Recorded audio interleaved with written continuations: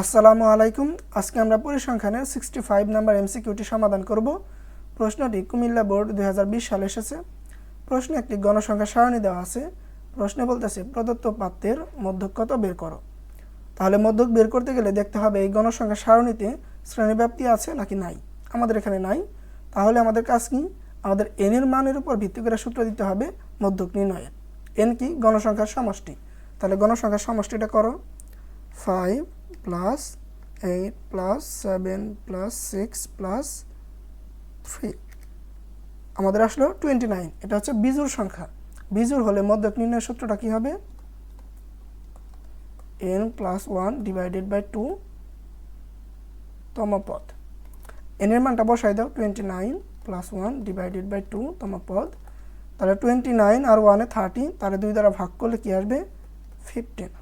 তার মানে 15তম পদ হবে আমাদের মধ্যক। এখন এই 15তম পদ কোন শ্রেণীতে আছে এটা বের করতে হবে। আমাদের প্রথম শ্রেণীতে দেখো গণসংখ্যার মান 5, তাহলে এই শ্রেণীর ক্রমযোজিত গণসংখ্যার মান কত? 5।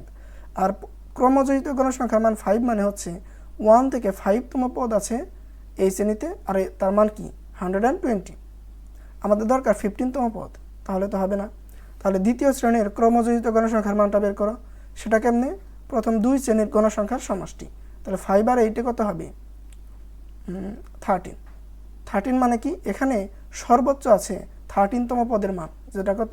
125। আমাদের দরকার 15তম পদ, তাহলে সেটার মানও এখানে নাই। দ্বিতীয় শ্রেণীর ক্রমযোজিত গণসংখ্যার মানটা বের করো। তাহলে প্রথম তিনটা গণসংখ্যার সমষ্টি হবে। কত হবে তাহলে? 20। এখানে 20 মানে কি? এই 13-এর পরবর্তী অর্থাৎ 14 থেকে নিয়ে 20তম পদ সবগুলোর মান কত হবে? 130। তাহলে আমাদের 15তম পদের মানও কত হবে? 130। অ্যান্সার কি? খ নাম্বার। আশা করি বুঝতে পারছো।